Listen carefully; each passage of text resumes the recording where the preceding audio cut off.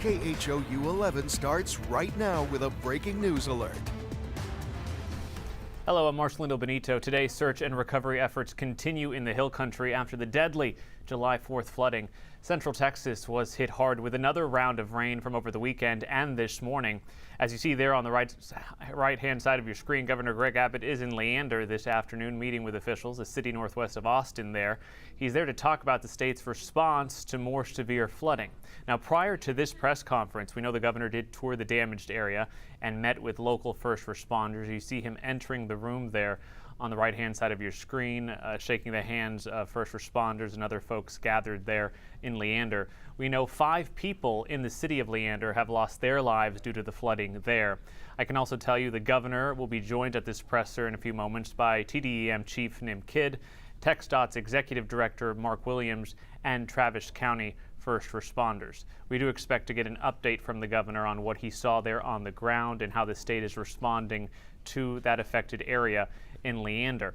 Of course, we know this is a situation that has impacted not just a city like Leander, but all of Central Texas. Just last week, Governor Greg Abbott and other federal officials, including the President of the United States, were in Kerr County, the hardest hit areas after that July 4th flooding. We know more than 100 people have lost their lives there and more than 150 still missing at this hour. The rain that hit this weekend causing issues for search and recovery efforts there in Kerr County and along Central Texas. A lot of those search and recovery efforts did have to indeed be paused while that rain and flooding became a problem again over Central Texas.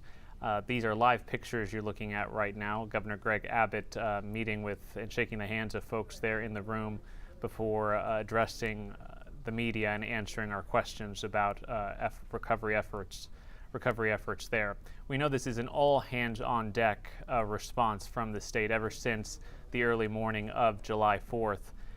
When this devastating flooding just swept through that area. More than 20 inches of rain causing the Guadalupe River to rise more than 26 feet in under an hour. Just caused a devastating and deadly situation in that part of the state.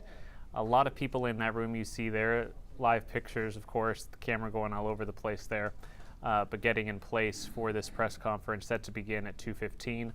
Last week, the governor did take an aerial tour of Kerr County with President Trump. We're not sure if today was an aerial tour of the area over Leander, Texas, but we expect to hear exactly what the governor toured today, what he saw, and what resources are being brought to bear for the response there in Leander. In Kerr County, just a few miles, 100 miles or so southwest of where he is today, recovery and search efforts continue there. It is a nonstop effort. Last week, the president and the governor saying the #1 goal is to find everyone that is missing, and there remain more than 150 people, as we mentioned, still out there that have not been accounted for. So many families still waiting for answers and expecting that their loved ones be brought home. Over the weekend, we did hear for the first time officials in Kerr County refer to this as a search and recovery effort. That's the first time the word recovery was used in that context. Prior to that, they'd said this was a search and rescue effort, possibly indicating they're coming to the realization it's very unlikely that anyone else may be found alive after such a long time.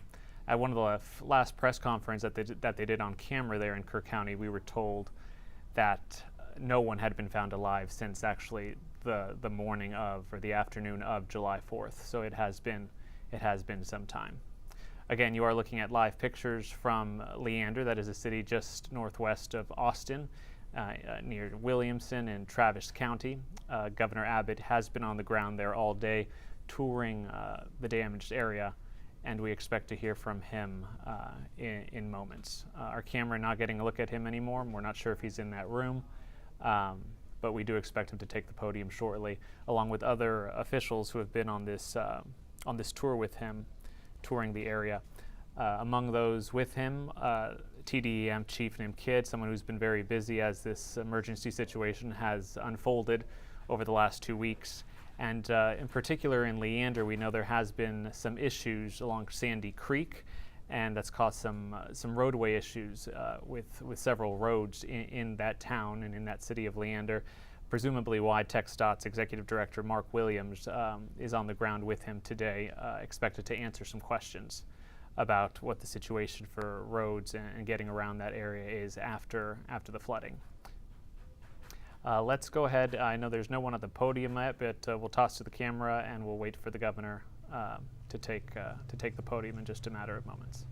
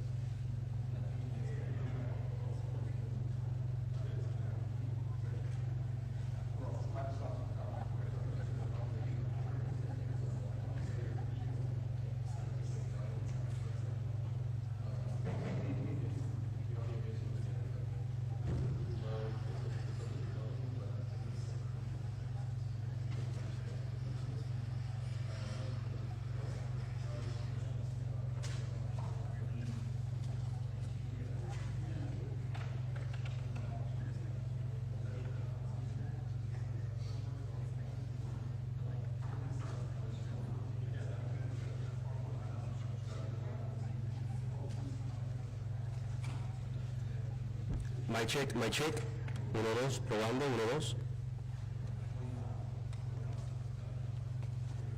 My check, 1, 2, probando, 1, 2. My check.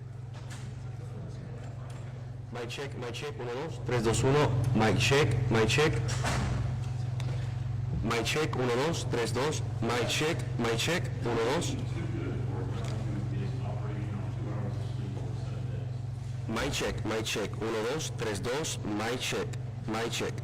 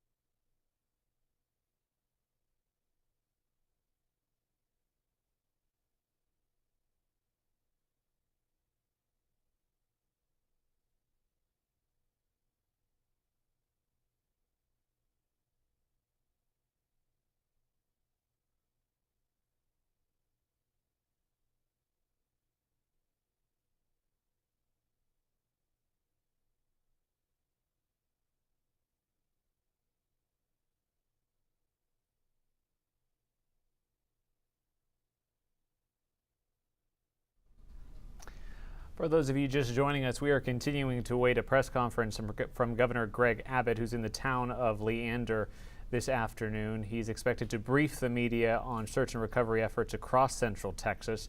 We know today search and recovery efforts do continue in the Hill Country after the deadly July 4th flooding. Central Texas, as we all know, was hit hard with another round of rain again over the weekend and this morning. The governor in Leander this afternoon, that is a city northwest of Austin. He's there to talk about the state's response to more severe flooding, plus what we saw last week after the July 4th holiday. We know that prior to this press conference, the governor was on the ground today touring the damaged area. He did meet with local first responders. This press conference was set to begin around 2:15 this afternoon. We did see him about 10-15 minutes ago in that room, shaking the hands of first responders and folks gathered. He's since gone behind that door you see there, presumably meeting with local officials before coming on out to address the media. We know 5 people in the city of Leander, where the governor is at this hour, have lost their lives due to the flooding there. The governor will be joined at this particular press conference by TDEM Chief Nim Kidd, TxDOT's Executive Director Mark Williams. Presumably, we believe he's there because in Leander we have heard reports of issues with roadways, and after all the flooding that we've seen there, roads closed, roads that do remain impassable, some bridge issues there. So likely Director Williams there to answer some of those questions for media that's gathered. And of course, we do expect to hear from Travis County first responders about what they've seen in light of the July 4th flooding. This has been a statewide response, federal response as well here to Texas after the July 4th flooding.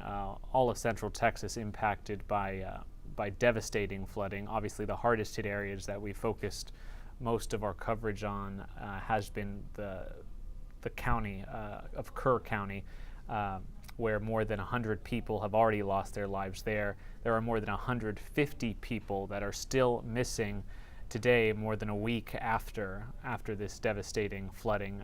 Yesterday we saw pictures of new flooding after more rain fell on the area over the weekend that forced the massive search and recovery operation going on there to pause. Many camera crews and first responders did have to completely suspend those search efforts and seek higher ground. We did see several alerts go out to folks to get to safer, higher ground because of what we were seeing over the weekend. For the first time, also notably over the weekend, folks in Kerr County, officials there, for the first time calling this a search and recovery operation. Previously, they had avoided using that terminology. They'd called it search and rescue, keeping out hope that they'd find some folks alive.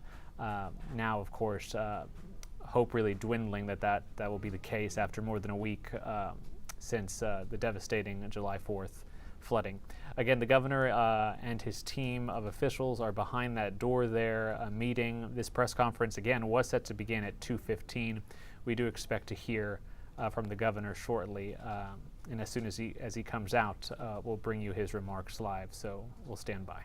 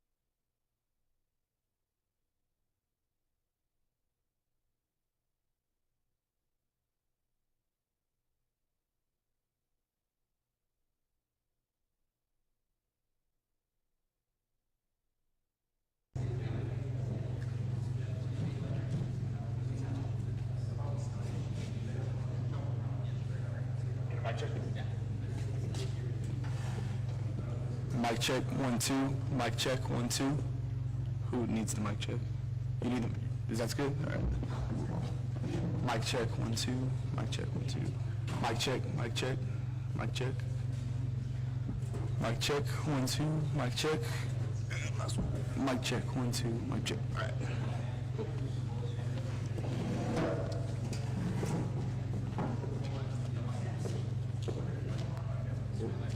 We're at 4. Okay. Hey Sam, we're getting rid of the mic. Which side is easier to get rid of? This side. Okay.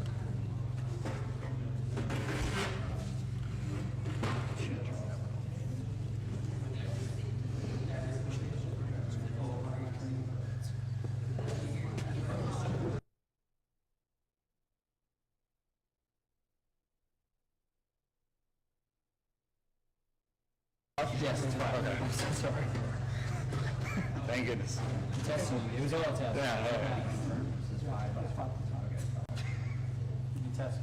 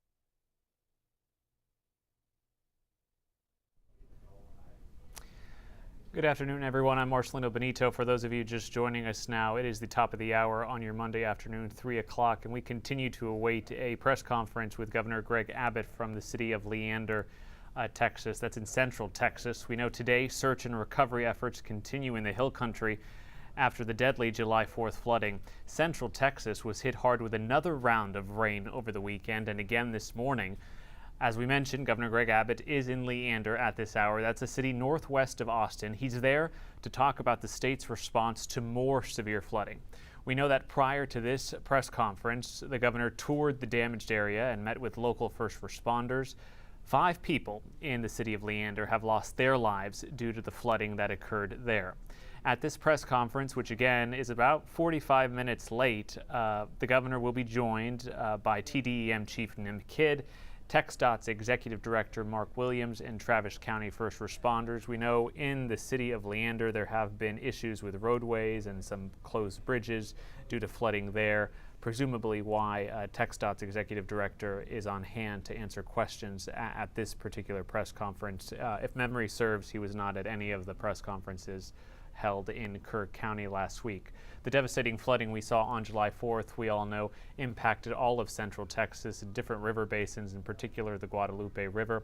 We know in Kirk County more than 100 people have died, including dozens and dozens of children. And 150 people, more than 150 people, do remain missing at this hour. Over the weekend, that rain and new flooding across central Texas did force recovery operations to be suspended in Kirk County and up and down different river basins in central Texas. Those recovery operations have resumed at this hour. Also notable to tell you that for the first time, officials, at least in Kirk County, calling it a search and recovery operation. They'd hesitated to use those words, but now that is how they're referring to this. Again, no one's been found alive since sometime during the July 4th holiday, that specific day. No one's been found alive, and hope is really dwindling there among the thousands of volunteers and first responders that continue to search for bodies to give some families some closure. Again, we did see right around 2:30 the governor arrive at this elementary school. This is an elementary school in the city of Leander. We saw him shaking hands with volunteers and local officials, presumably some first responders who were gathered in that room, before he went on into that room behind that door that you see there. He's been there now for about half an hour, and we do expect the press conference to begin shortly, and as soon as that does, we'll bring you his remarks and the Q&A portion right away.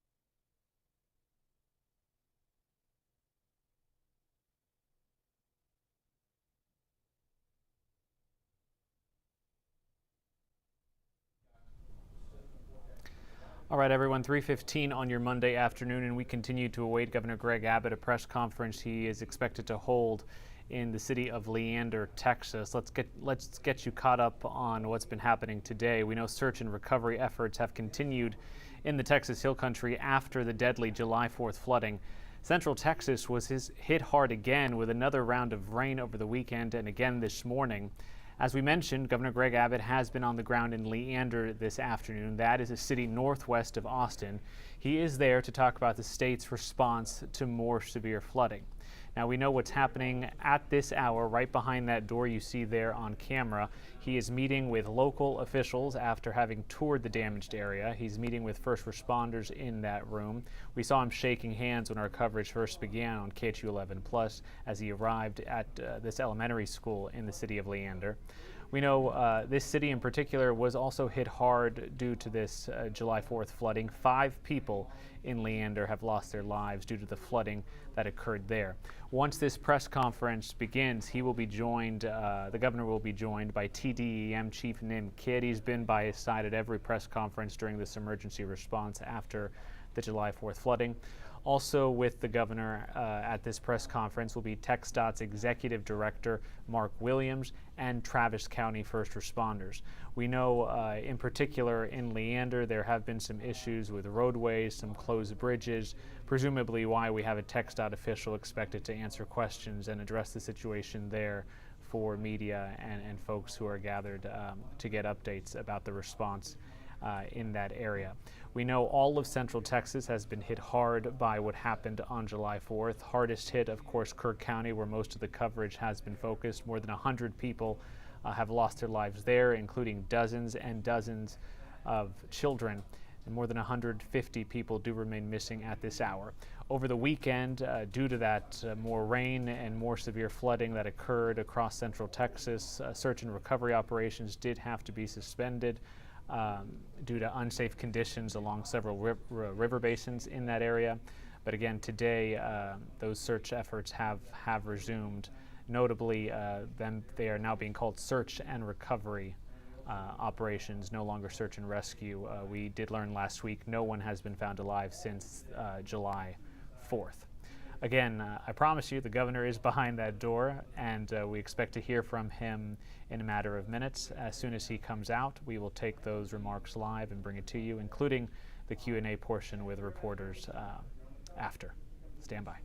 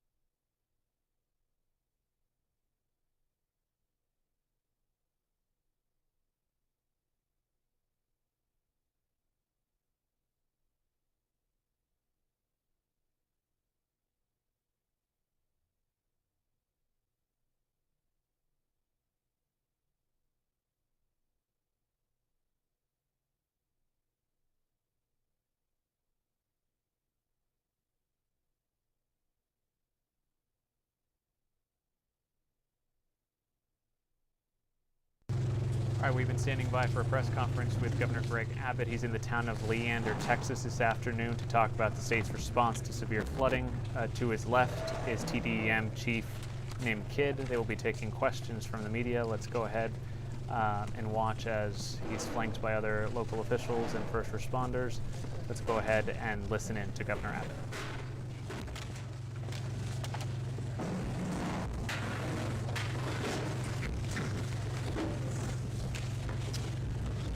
Well, thank everybody for being with us here today, and especially want to thank those who were just involved in briefing me on giving me an update about the travesty and challenges this area, this region are dealing with, as well as all the first responders in the room behind me, and what they've been doing to prioritize saving lives. Obviously, there are enormous concerns and challenges that we're dealing with still in the Kerrville area. At the same time that we're responding to Kerrville, there have been an abundance of storms in large swaths of the state of Texas that have impacted lives and taken lives and destroyed homes, facilities, buildings, and roads across large regions in central Texas. As a reminder, I have declared 21 counties in my governor disaster declaration. They include Bandera, Bear, Burnett, Caldwell, Cope, Comal, Concho, Gillespie, Guadalupe, Kendall, Kerr, Kimball, Llano, Mason, McCullough, Menard, Reeves, San Saba, Tom Green, Travis, and Williamson. And that disaster declaration emphasizes the role that the state of Texas is going to play in each of those counties that are going through these enormous challenges. On top of that, I have to tell you new news, and that is because of weather that is going to be taking place today and overnight and maybe tomorrow. There are additional communities that need to be aware they're going to be facing challenges of their own.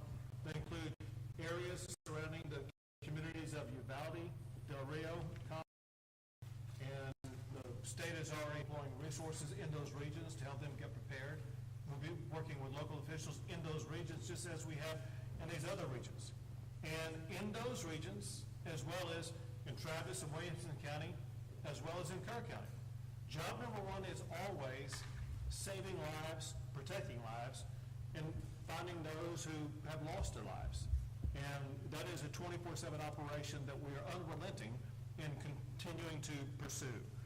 That includes, especially if you look at the areas in either in Williamson or Travis County or counties nearby.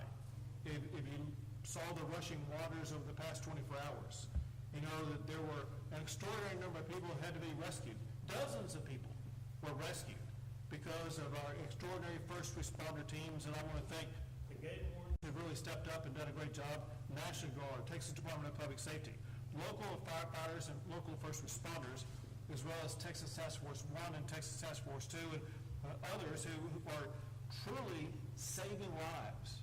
Many Texans' lives have been in danger. Most of those lives have been rescued by our first responders here in the state of Texas. I have to report the latest numbers of what we see both in the state, and I'll talk about the local counties where we are, as it concerns Texans who were lost, as well as those who are missing. Statewide, there's a total of 131 fatalities to be reported. Breaking that down in current and nearby counties, in Travis County, 9 people have lost their lives, there are 3 missing. In Burnett County, 5 have lost their lives, and there's 1 missing. In Williamson County, there are 3 who lost their lives, and no one is missing at this time.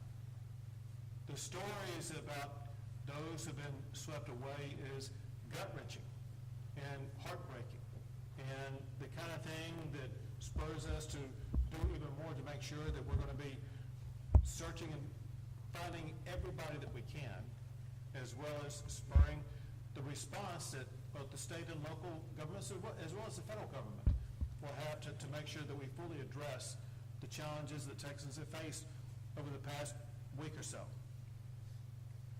In addition to the lives of our fellow Texans, There are homes that have been destroyed, people who don't have a place to stay. The state is working with local officials to address those needs. There's also infrastructure around those people that make living where they are or accessing their home either difficult or impossible. I visited one today. I visited the Big Sandy Creek Bridge and was astonished at what I saw. If you haven't seen it, it's a two-lane road and has two yellow lines in the middle of it to divide one roadway from the other from going in opposite directions. And the center part of the bridge was literally moved about a half a foot in one direction, which shows the power of the water that was pushing through there, but also the reason why the bridge right now is impassable. I want to thank Travis County for stepping up and completing, I think it was overnight, a temporary bridgeway that people can use to now access that area that had been literally an island for several days. But also their commitment to work very aggressively to get that bridge repaired and will be usable on the permanent sense of the matter. We also know that there are other infrastructure challenges such as the RM 1431 at Cow Creek. Now, I visited with the Texas Department of Transportation, and they'll be talking to you shortly, but listen, they're going to be moving at lightning speed to make sure that that bridge is going to be operational again. They're in the preparation stage right now with regard to removing all the debris so that they will be able to begin the construction progress quickly. They're in the process of accepting bids, and I think, and it will be announced here shortly, but announcing who is going to be getting those bids in order to begin the construction process. That done quickly. We know that the people who face challenges because of that bridge closure have those needs that must be met. And Texas is ready to step up and address those needs.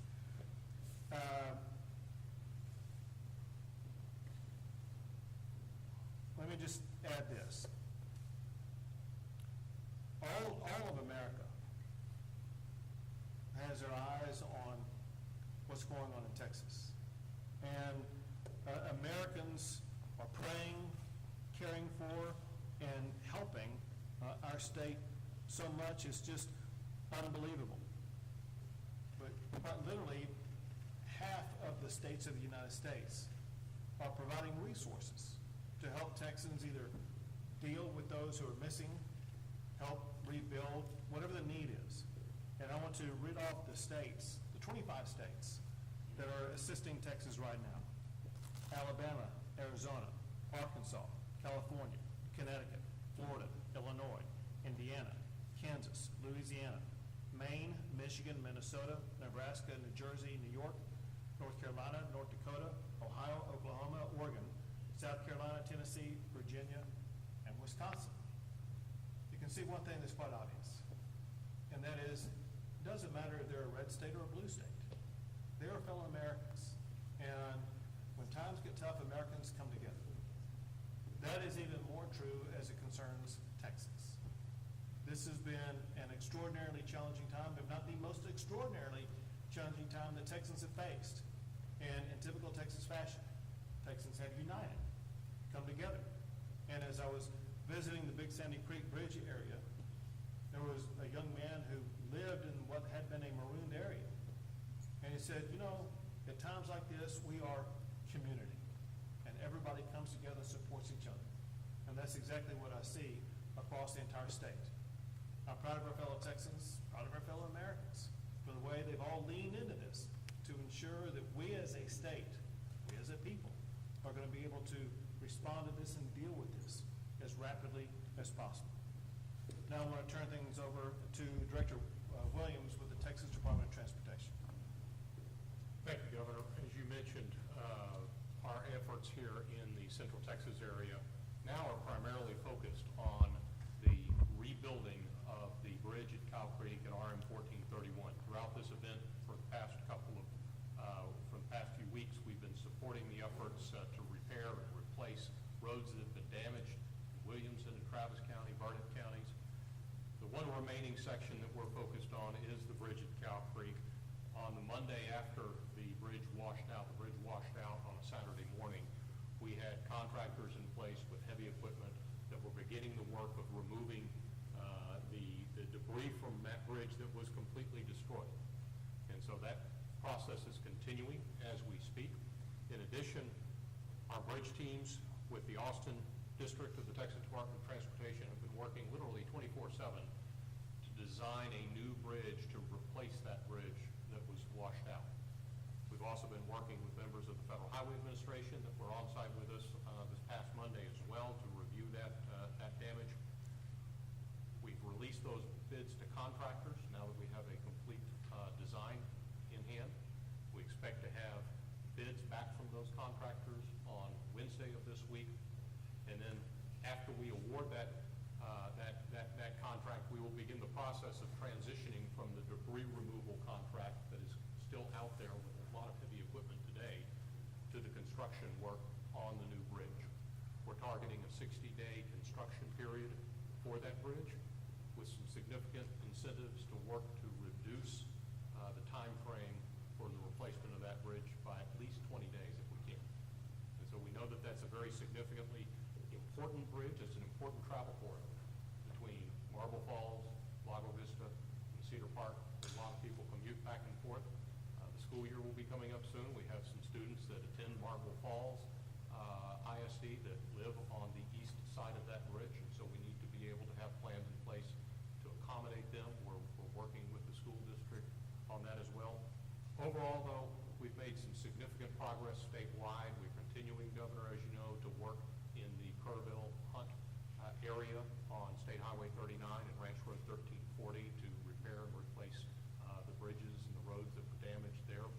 We did, as you also spoke about, experience some flooding and some additional damage just in the past couple of days. And we had road impacts. We had 49 roads that were impacted over the past 24 hours. 37 of those were closed due to high water, and some of those were damaged. But we're going to be able to get those turned around and replaced and repaired relatively quickly, and hopefully the water will go down and we'll get a break from the rain. So thank you for the briefing. Thank you very much. Now, Lieutenant Colonel Baker. Thank you, Governor. Ben Baker, Lieutenant Colonel, Texas Game Wardens. Before I get into a search and recovery efforts and, Texas Game Wardens' response to this historic tragedy of series of events in the Central Texas and in Kerr County, I'd like to just remind everybody that all of these efforts and all through this tragedy, Texas comes together under Governor Abbott's strong leadership, under Texas Department of Emergency Management, Department of Public Safety, all of our local first responders, all of our local EMS, all of our local volunteers, and everybody who is in Texas who comes together in such a tragic time and unites to help the people of Texas. Texas Game Wardens, as of July 3rd, through the State Operations Center, were set up and poised in anticipation of a flooding event. Through the calls coming in late and early July 4th, Texas Game Wardens were deployed to Kerr County. Since then, around 300 game wardens have deployed in the Kerr County and surrounding areas in anticipation of other flooding occurring in Central Texas. We were able to strategically stage through the Texas Division of Emergency Management several swiftwater assets in Central Texas out of the Kerr County area, just in case this flooding grew a little more widespread. Unfortunately, it did grow a little more widespread, and we started conducting rescue operations not only through our swiftwater technicians, but our aviation, multiple canine searches, and through our drone team. Through those, we were able to successfully rescue several individuals and multiple evacuations. We currently have, through Texas Task Force 1, wardens embedded in multiple search groups, searching Cow and Sandy Creek, looking for the remaining victims of this terrible tragedy. We've also got our canine detection teams in deployment with these search and rescue teams, and our aviation still embedded in these. We remain dedicated to Texas. We remain dedicated to the people of the state of Texas, and Texas Game Wardens remain dedicated and ready on standby, Governor. I've been doing a great job to see the videos of you all out in the middle of conducting saving our fellow Texans has been nothing short of miraculous. So thank you and all game wardens for what you've been doing. Now the Travis County ESD Assistant Chief White. Thank you, Governor. Just after midnight, we started receiving the calls, and within several hours, we had logged 50 rescues, saving hundreds of Texans through our area. And this was noted and supported by our mutual aid and automatic aid partners throughout Travis County. Within 12 hours of the incident starting, the governor's office, as well as TDM, had sent us many resources. We supported our operations. It was able to have us start setting up command structure a little bit more enhanced to start helping others. And what we would like to point out is, as ESD, we recognize the recovery will not happen overnight. It'll be a long, difficult road, but we're committed to staying engaged, showing up, and working hard alongside those we serve. This is our home too. We're members of this community, and we're committed to helping each one of our neighbors. Thank you. And now Chief Nimkit. Thank you, Governor. And listen, I want to thank you all in the press for helping us get this message out. Life safety remains our #1 priority. As such, as we talk about additional rains coming into the state, we have pre-positioned swiftwater rescue assets, as the governor mentioned, around Uvalde, around Del Rio, and around Concan. Help us get that message down to those folks. Turn around, don't drown. Don't drive through a low water crossing if you can't see the road in front of you. And if you were in a low-lying area, please plan on moving to higher ground once the rain starts to come. Another thing I need you to remember is it does not have to be raining where you are in order for you to be impacted by flooding. Second, the governor mentioned the 21 counties in his declaration.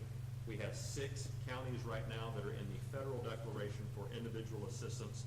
Those counties are Burnett, Kerr, San Saba, Tom Green, Travis, and Williamson for individual assistance. We have Disaster Recovery Center open in Kerr County right now, and you will be hearing from your local partners here, many of those standing behind us, about the disaster recovery centers that will be opening in Travis and Williamson counties very soon. On the public assistance side, this is the money that goes to the local governments to help with emergency response cost and debris and repairing. You have 10 counties that are under the President's disaster declaration. Those are Burnett, Kendall, Kerr, Kimball, Llano, Mason, McCullough, Menard, San Saba, and Tom Green. Both Travis and Williamson counties are, it appears to us they have met their threshold. We're working with them to get the documentation to FEMA. We expect those to be turned on very soon. I want to let you know we have over 2,300 state employees working under the governor's direction to support our local government partners. But a number that continues to blow me away is the over 13,000 volunteers just coming out to help anywhere they can. We are grateful for the volunteers, but I need help getting the message to the volunteers also. In each of these communities, we will be establishing volunteer reception centers. The idea is for you volunteers to go to those sites so that we can match up your capabilities and skills with the needs of the community. We also want to be able to communicate with you. Up in Kerr County, on the Guadalupe River, we've had a tactical pause for a day and a half now because of the rain and the waters that are coming down that river. We cannot afford to have people in the water and right next to the water that are not swiftwater rescue trained and capable of at least saving themselves from being near that water because of the amount of rainfall that we're getting. Please help us communicate with the volunteers. Thank a volunteer that's out there. If you see them helping, do everything you can to make sure they understand the message, and we will continue to work together to support our partners. Finally, Governor, to your point, 25 other states, not counting ours, focused on this. It has been a tremendous response from the nation. Thank you. Thank you. One thing that Chief Kidd mentioned that is worth re-emphasizing, and that is those who lose their life by driving into water. Those who lost their lives at Camp Mystic those stories have been told a lot. And it's tragic and horrendous. Less told are those who have lost their lives because they chose to drive into water and got swept away. The power of water sweeping a vehicle away is far more extreme than what most people know. As waters rise over the coming days, could be in the Uvalde area, wherever it may be, people should drive with caution, knowing that you are totally in control of protecting your life and saving your life by not putting it into danger in the first place.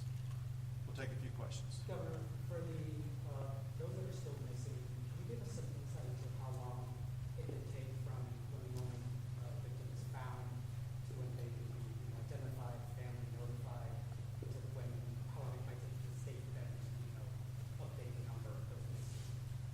first, I will tell you this, because I did not share this with you earlier. I didn't mention those who were missing in the greater Kerrville area, which is 97 reported as of now. Let me first tell you an issue about those who are missing, then I'm going to answer your question. So everybody who is at a camp, everybody who is at a hotel and places like that, they've been identified. Those who are missing on this list, most of them, were more difficult to identify because there was no record of them logging in anywhere. And it was through information provided by a friend, a family member, co-worker, whatever the case may be, that they haven't been found. Even though we are reporting 97 people missing, there's no certainty that all 97 of those people were swept away by the storm. That point aside, to more specifically answer your question, and that is, the goal obviously is to continue to find those who are alive. For those who have passed away, it's so important to closure for their families that we find them and identify them. Sometimes it does require using DNA testing to identify who they are and identify who their family is to make sure that we connect appropriately and correctly the family member with the person who lost their lives. And so sometimes that takes a few days to complete that process. Governor, given understandably so that first time the damage case sustained, they received a lot of attention, especially federal assistance. But what about here in Travis County? They were added late kind of to that declaration. What was that process like to try to get them added to be able to receive federal assistance? Sure.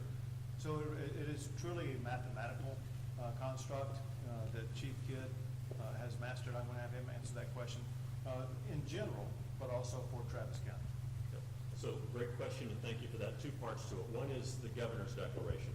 There was no delay in getting these counties on the governor's declaration once we knew that they were in the target area. That's part one. Part two is the individual assistance for both of these counties, which is the money that goes and is made available to homeowners and renters, is already turned on in these counties as well. What we're working through right now is the public assistance, and that is a mathematical equation, as the governor said, based on the population of a county and the amount of damage that FEMA can certify in that county. The less populated counties have a much smaller threshold, $500,000, $600,000, versus millions of dollars for these two populated counties. I am confident both counties have met their threshold, and I would bet by today or tomorrow we get answers back on these counties. I also want to say that does not delay any of the work that's going on. Waiting for those federal declarations to come in does not slow down rescue, does not slow down search, does not slow down additional law enforcement or additional fire protection or emergency medical services, nor has it been slowing down the debris removal, getting roads and driveways opened up. So don't mix the declaration with the response, please. Thank you for the question. Governor, have you seen any backlog of medical examiner's offices, and if so, is there any work being done to sort of ease the burden on folks? So I'll tell you this, the medical examiner's offices have been working pretty well and pretty timely. There was a backlog and there were challenges because of local JPs in Kerr County that were slowing things down, holding things up, and it required pressure from the state and others to make sure that they began to expedite that process. When a life is lost, that family wants access to their loved one as quickly as possible. It was inexcusable for some local JPs to slow that process down. But as far as medical examiners are concerned, I've heard no complaints about the speed with which they work. Governor, you serve. To the extent you briefed meeting and talking to people there, a lot of them were frustrated. They, of course, wanted help to come the day before.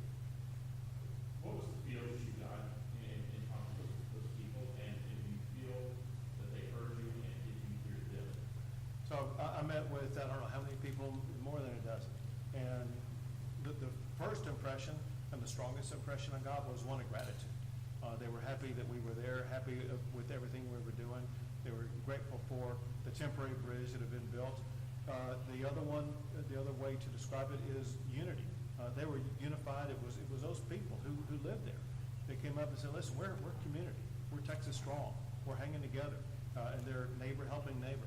And so I was impressed once again with the strength and commitment and moral clarity of our fellow Texans for uniting at a time as tough as this is. And to follow up to this, and it builds on what Chief was talking about, and Assistant Chief over here. The response from other states has been amazing. We've got teams that are now picking up the load, letting the local guys get back to the basic service. And it's not necessarily basic, it's still important service. How important is having this heavy lifting going on in all these other states? So these guys here, Travis County ESD1 being one of them, getting back to basic services. Everything all these other states is doing is extremely important. If I could say that one was more important than another, it would be what they are all doing in search and rescue operations. As Chief Kidd noted, our number one goal is protecting lives and finding lives. When I was at Big Sandy Creek, I met with search and rescue teams from Florida who were there in the water, working all day long to locate anybody they can find. That requires heavy volume. It requires manpower, walking every inch of it could be a creek, a river, whatever the case may be, to ensure that they are scouring every inch of earth in the state of Texas where a body could be found. And is benefited or aided by search dogs. And whenever we've had dog teams that have flown in from other states across the entire country.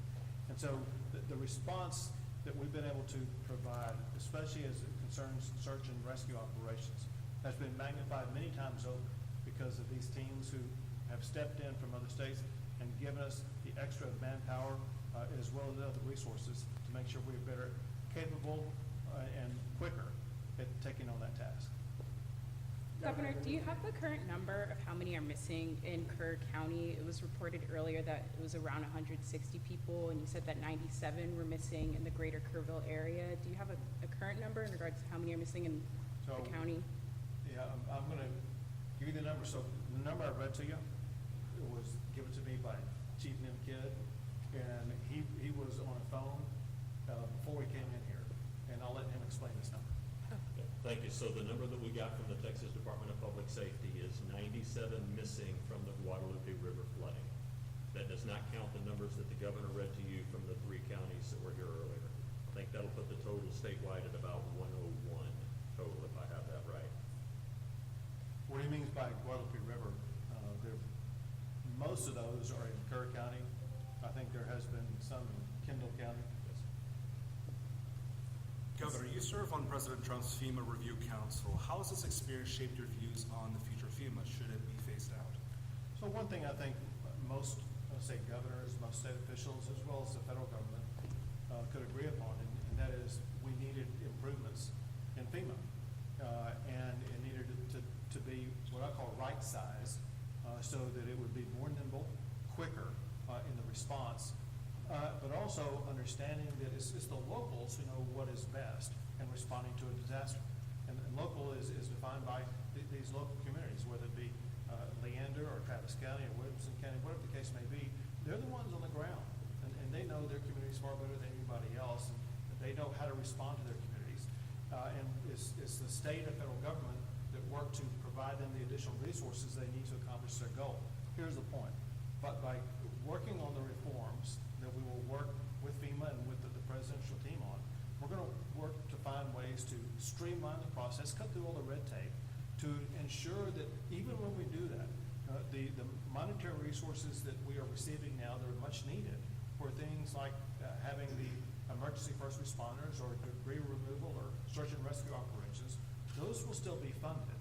But we will have the ability to do it a whole lot faster, a whole lot quicker without waiting around for the federal government. Last question. Governor, with all due respect, I know you're going to say, but I did want to ask separately. Over the weekend, Secretary Christine said that she's in talk with 5 GOP states to have state detention facilities for immigration purposes. I'm asking Texas in conversations versus the federal government for immigration detention skyrocket. So I haven't had a direct conversation with her. I do know that Texas has offered detention facilities. I've signed what's called a 287G law that was passed in the session that requires local jails to work with Homeland Security. Listen, we want to do everything we can to make sure that those who are here legally are allowed to remain legally. Those who are here illegally, they'll be turned over to ICE.